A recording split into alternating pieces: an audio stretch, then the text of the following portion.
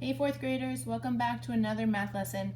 This week we are going to be focusing on multi-step story problems. We're going to combine our work from last week with the comparison story problems, and we're going to put it together because multi-step, as you know, it means more than one step. So we should be getting our brains ready now to be taking more than one step to arrive at our final answer. And when I say step, I'm really thinking about like the different math operations, adding, subtracting, multiplying, dividing.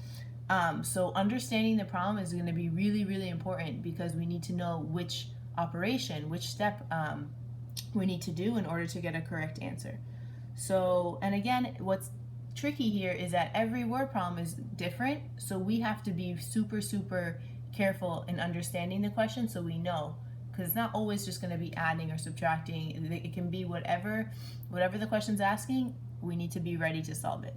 So let's get started.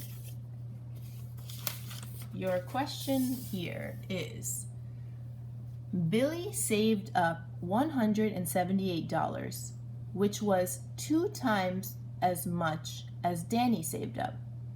How much money did they save up in total? So I'm seeing already, what I'm noticing is I only have $1 amount here, but I have to figure out how much money they saved up in total. So I'm already thinking that this has to be more than one step because I can't add Billy and Danny together to get a total because I only have Billy. So that's already what I'm thinking after the first time I read it. Let me reread it. Billy saved up $178, which was 2 times as much as Danny saved up. I'm going to stop right there because this information is telling me something, which was 2 times as much as Danny. This 2 times is really tempting me. It's making me think multiplication, but it says Billy saved up $178, which was 2 times as much as Danny. So Billy saved up more than Danny. So whatever number I get for Danny has to be less than 178. So I'm going to make a note of that. The amount Danny saved less than $178. So I can't multiply because 178 times 2 is going to be more, and Danny did not save up more. So I'm already thinking that figuring out Danny is going to be my step number 1. I can't really do anything else until I figure out how much Danny saved up. And then it says, how much money did they save up to in total? Well, that seems like another step. I'm going to have to figure out how much they saved up in total, which is step 2.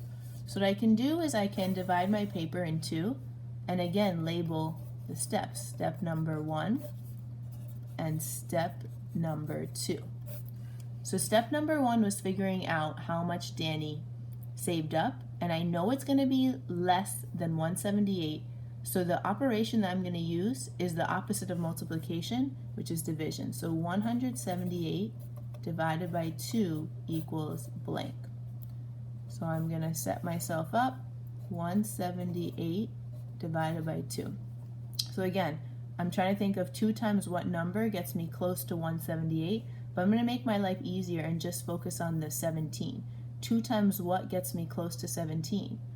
Well, 2 times 8 is 16. 2 times 8 equals 16, which means 2 times 80 is 160. That's pretty close to 178. So I'm going to subtract these two,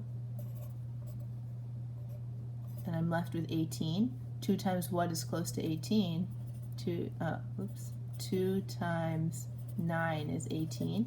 So I can put a 9 here, 18, I'm left no remainder. So if I add up these,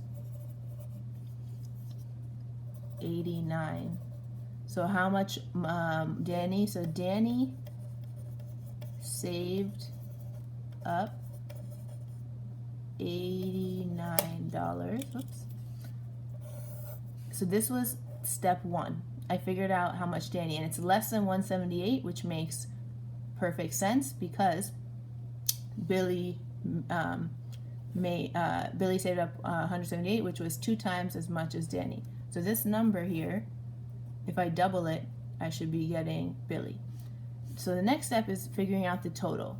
So I'm taking both amounts. I'm taking Billy and Danny. So I'm adding up 178 plus 89 equals. So it's up to you how you want to add it up. I am just going to add it up like this.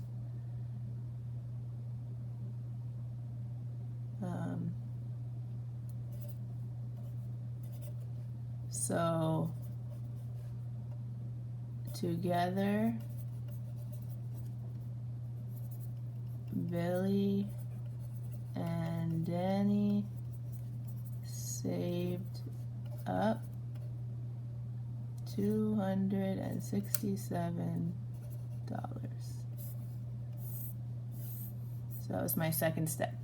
So as you can see in this problem, there was 2 steps. We had to figure out Danny, and after we figured out Danny, we could add up Billy and Danny together to get their total saved up money, which was $267.